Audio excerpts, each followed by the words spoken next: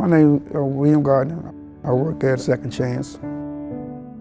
My job down there is recycling, all the wiring and copper and things like that separated. Everything in this building is about second chance, things that we sell to the people that work here. I was incarcerated at the age of 16 in 1968. I came home from prison in 2015. 47 years, 7 months, and 1 day.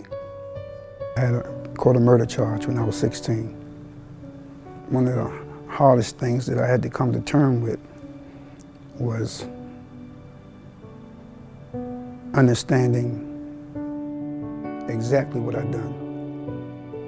The most important things to me right now is family.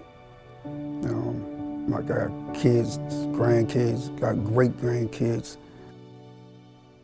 I love my family. And if I lost one of my family members to a violent crime, I understand how people feel. All I can try to do is keep going forward and maybe keep someone from following the path that I took. My name is Stanley Mitchell. Just turned 70 in July. I'm living in Southern Maryland, Waldorf, with my wife and stepdaughter, but she's away at Virginia State. I was charged with felony murder. It was the state's position at trial that I drove the car that was involved in a homicide of an individual. I was found guilty, and I was sentenced to life plus 18 years.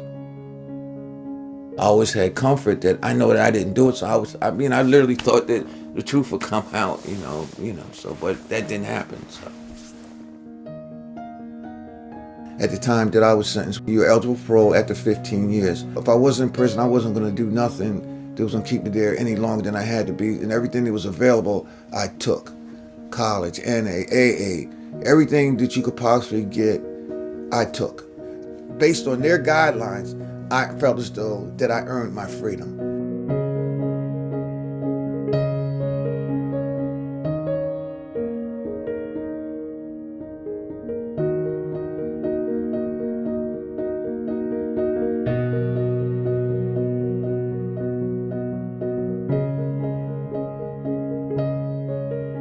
In 1995, Governor Glendening ushered in his Life Means Absolute Life policy. He injected politics into the parole process in Maryland, and he's lobbied the legislature to legislate the governor out of the parole process.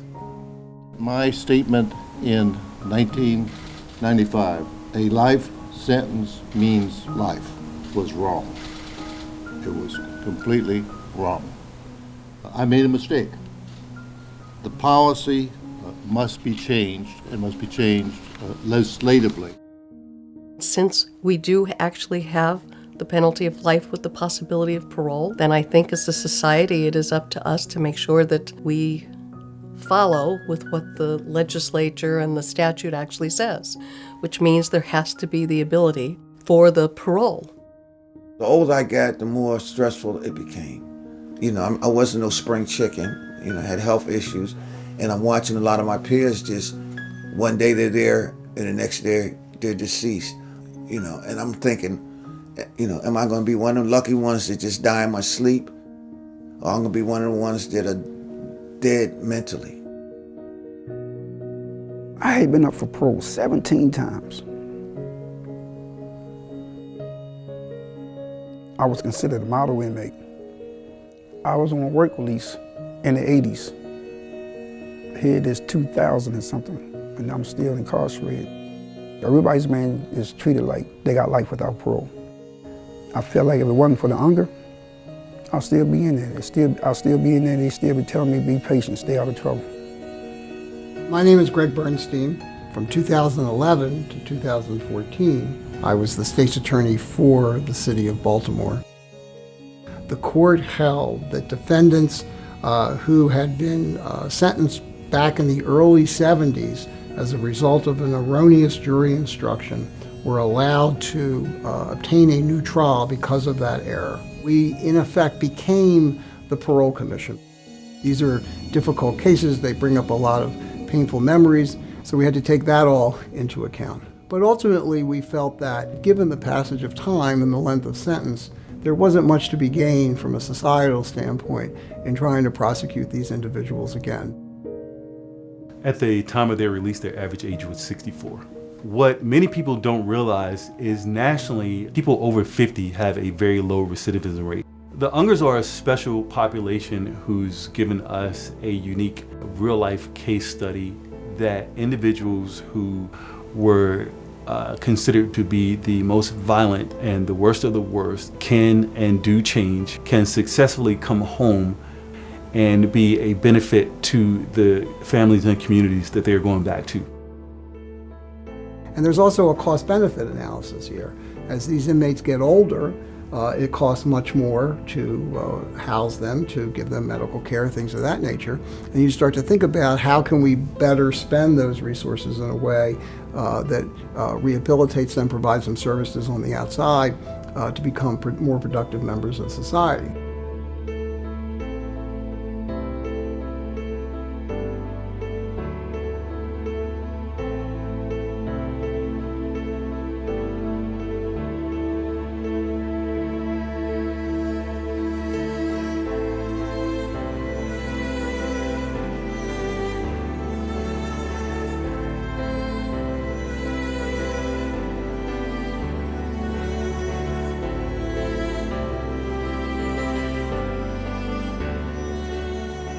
We have a criminal justice system in place where someone is found guilty and sentenced, and that's appropriate.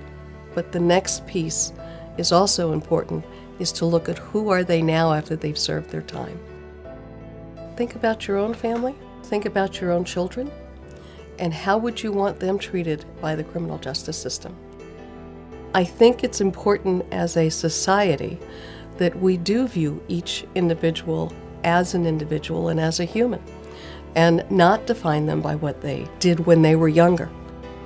When you get the opportunity that you can come home, you make the best of it. I wasn't out here 2 weeks and I had a job. I enjoy working down here. A lot of people, different people. You feel welcome in spite of your past. I lost my latter teens, all my 20s, all my 30s, all my 40s, all my 50s, and they was working on my 60s. I wasted a lot of years being incarcerated like that. I like my life to mean a little more than that. I don't want to be known for the guy done 40 years, 47 years in prison. I want to be known for someone who made a difference.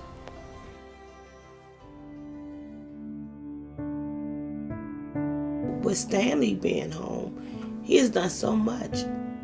He's an amazing man, and I'm happy to call him my husband.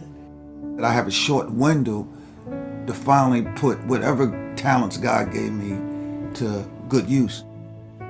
You know, trying to show my appreciation of the fact that I got second chance. I have obligations to not only my wife, but a lot of people have invested time, money, and energy in my success. They said that we were high risk, danger to society, and we're proving them wrong for every day and every month that go by.